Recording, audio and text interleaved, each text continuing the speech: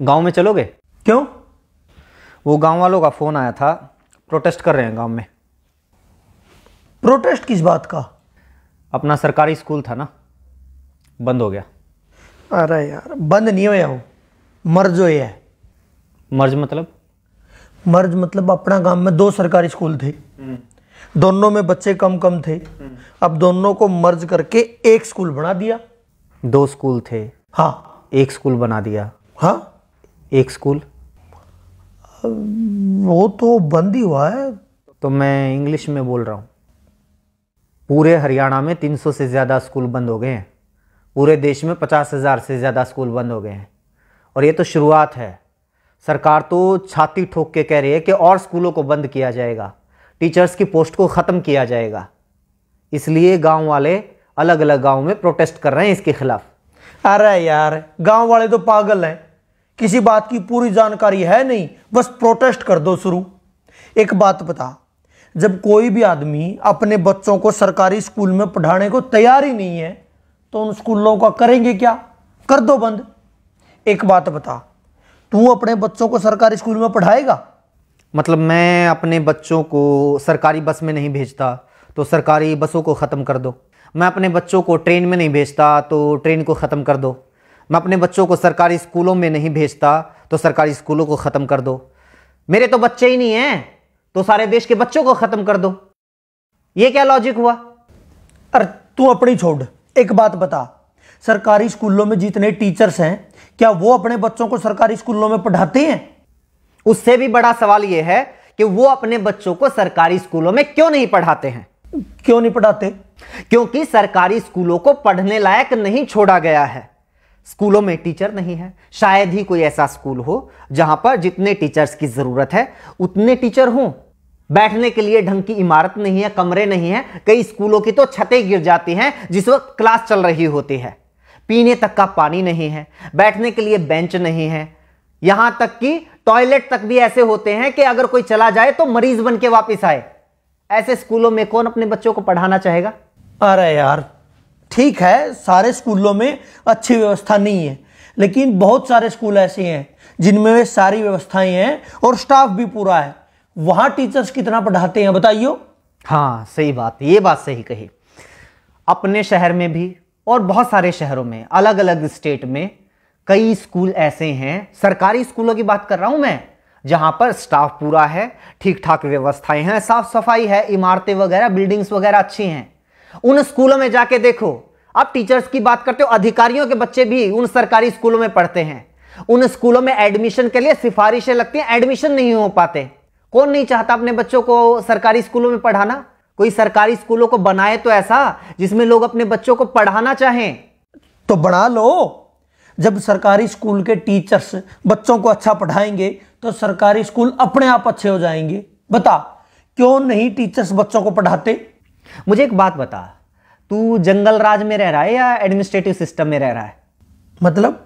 मतलब ये जंगल राज में होता है, अपने आप ठीक कर लो, अपने आप हो जाएगा, अपने आप सही हो जाएगा, अपने आप गलत हो जाएगा। शेर की मर्जी, जिसको मर्जी खा जाए, जिसको मर्जी छोड़ दे, उसके मूड के ऊपर है। ये हिरण की कैपेसिटी है, शेर से तेज दौड़ सकता है तो बच जाएगा, नहीं तो उसका शिकार हो जाएगा। ये होता है जंगल राज। एडमिनिस्ट्रेटिव सिस्टम, प्रशासकीय व्यवस्था पता है क्या होती है? जहां पर कोई जवाबदेही होती है, कोई हायरार्की होती है, कहीं चेक एंड बैलेंसेस होते हैं। प्रशासकीय व्यवस्था पता है क्या कहती है? अगर आप टीचर नियुक्त करते हैं या किसी भी महकमे में कोई भी कर्मचारी नियुक्त करते हैं तो वो अपने आप काम नहीं करेगा, उससे काम करवाना पड़ेगा। इसलिए चेक एंड बैलेंसेस होते हैं, जवाबदेही तय की जाती है। टीचर्स को अगर नियुक्त किया गया है तो वो काम नहीं करेंगे या काम करेंगे, ये देखने के लिए हेडमास्टर या प्रिंसिपल को नियुक्त किया जाता है। और सिस्टम ये मानकर चलता है कि वो प्रिंसिपल भी अपनी मर्जी से काम नहीं करेगा, उसके ऊपर भी बीओ की नियुक्ति होगी और वो भी अपनी मर्जी से काम नहीं करेगा। उसकी जवाबदेही तय करने के लिए डीओ की नियुक्ति होगी। डीओ के ऊपर और अधिकारी होगा, उसके ऊपर और अधिकारी होगा, उसके ऊपर शिक्षा मंत्री होगा और उसके ऊपर मुख्यमंत्री होगा। यानी अगर कोई एक टीचर किसी स्कूल में सही से नहीं पढ़ा रहा है तो ये सिर्फ उस टीचर का फेलियर नहीं है, सिर्फ उसकी गलती, उसकी कमी नहीं है, ये पूरे के पूरे सिस्टम की, शिक्षा मंत्री की, मुख्यमंत्री तक की जिम्मेदारी है। ये पूरा का पूरा सिस्टम जब कोलैप्स होता है तब जाकर कोई कर्मचारी अपना काम सही से नहीं करता है। हद है यार, तुम तो ये कह रहे हो कि मतलब हिंदुस्तान के हरियाणा राज्य के जींद जिले के किसी तहसील के किसी गांव के किसी कोने में बने हुए सरकारी स्कूल में एक अध्यापक पढ़ा नहीं रहा तो उसके लिए जिम्मेदार शिक्षा मंत्री, उसके लिए जिम्मेदार मुख्यमंत्री है। उसका काम ही ये है। अगर शिक्षा मंत्री को यह नहीं पता है कि उसके टीचर्स ढंग से काम कर रहे हैं या नहीं कर रहे हैं, उनकी क्या जरूरतें हैं, क्यों अपना काम सही से नहीं कर पा रहे हैं, क्यों उसके स्कूलों से बच्चे कम हो रहे हैं, तो किसकी जिम्मेदारी होनी चाहिए? किस बात का शिक्षा मंत्री है वो? अगर वो अपने स्कूलों को सही से नहीं चला पा रहा है तो उसको हटाओ नौकरी से, किसी और को लगाओ। और क्या बात करते हो, सरकारी स्कूलों के टीचर्स अपना काम नहीं करते? यही सरकार होती है ना, यही सरकारी कर्मचारी होते हैं जब इन लोगों की ड्यूटी लगा दी जाती है कि जाके पता करो गांव में कितने लोग खुले में शौच करने के लिए जाते हैं। सुबह 4 बजे 5 बजे उठ के बाहर कौन पोटी करने के लिए जा रहा है, उनकी गिनती यही टीचर्स करते हैं। कभी परिवार पहचान पत्र बनाने में ड्यूटी लगा दी जाती है, कभी कावड़ियों की सेवा में लगा दी जाती है, कभी मेले और मंडियों में ड्यूटी लगा दी जाती है, और उन टीचर्स से यही सरकार काम लेती है। वो काम तो बड़े अच्छे से कर देते हैं टीचर्स। पता है क्यों? क्योंकि सरकार टीचर से वो काम करवाना चाहती है, शिद्दत से करवाना चाहती है, इसलिए वो काम करवा लेती है। लेकिन यही सरकार नहीं चाहती कि ये टीचर्स स्कूलों में पढ़ाएं।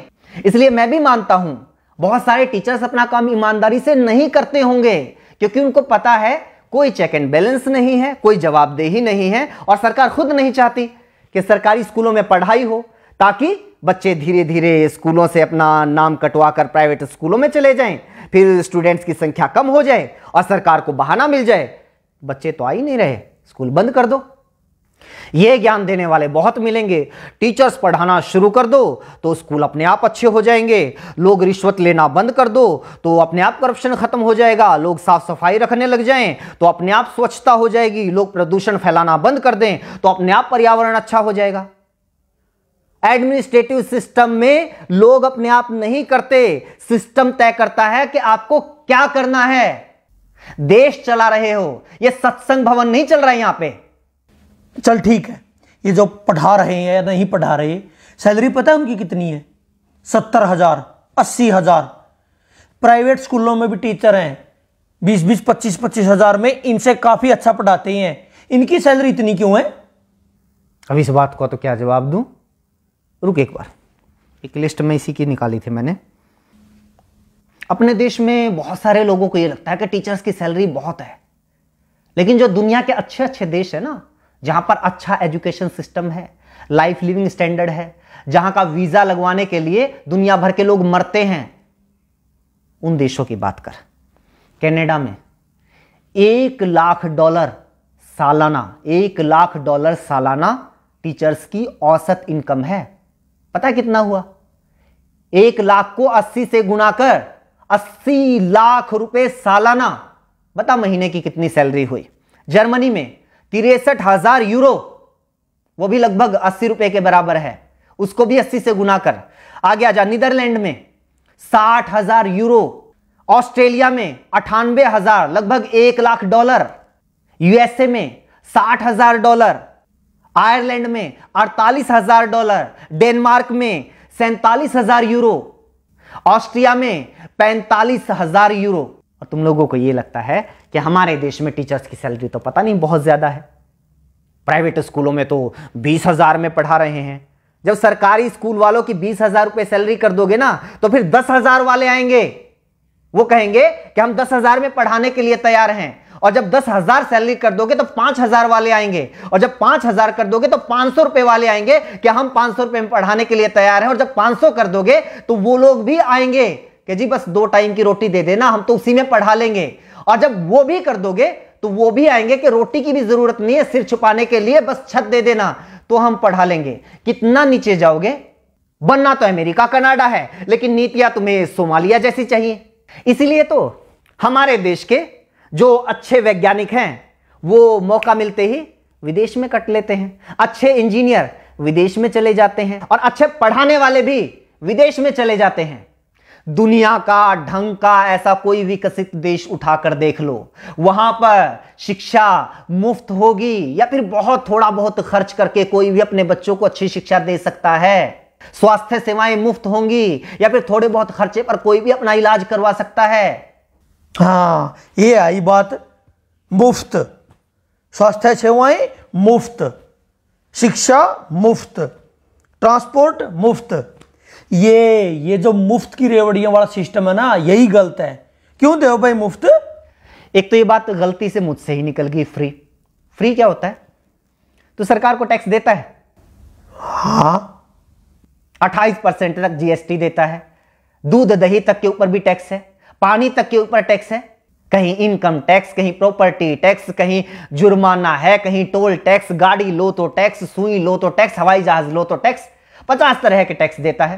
पैदा होने वाले बच्चे से लेकर मरने वाले आदमी तक इस देश में हर कोई टैक्स देता है। एक भिखारी से लेकर अडानी अंबानी तक इस देश में हर कोई टैक्स देता है। लेकिन बदले में सरकार क्या देती है? अगर बदले में सरकार हमारे बच्चे को एजुकेशन तक नहीं दे पाती, बदले में सरकार हमारे बच्चे को हेल्थ सर्विसेज तक नहीं दे पाती, तो किस बात का टैक्स भाई? बात पता है क्या है?